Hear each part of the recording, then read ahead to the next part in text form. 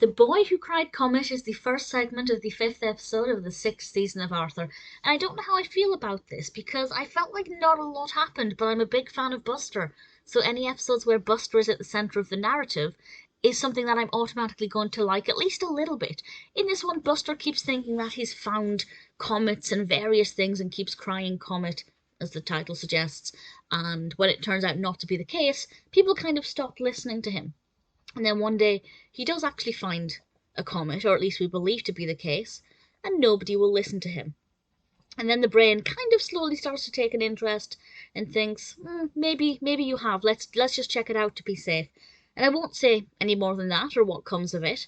But it was, it was interesting enough. I don't think the message of the title is a parody of The Boy Who Cried Wolf.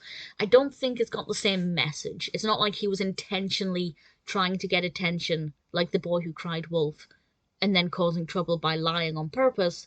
So it's not really a message of saying don't lie about things because when it does happen no one will believe you. But maybe it is saying maybe you should double check things to begin with.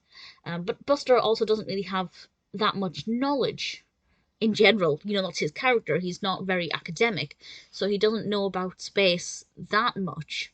And I do think initially I thought this is really weird that he's taking an interest in comets and the solar system because it's not really something characteristic of him. And then I thought, hang on, he's a big fan of superheroes. And that kind of ties into it in a way. And the episode kind of touches upon that. And I thought maybe there are two sides to Buster, more than one side at least. And it shows that, if you like superheroes, it's kind of a natural progression to like sci-fi and then science. And I thought maybe slowly over time Buster will begin to really appreciate science and that academic side of things.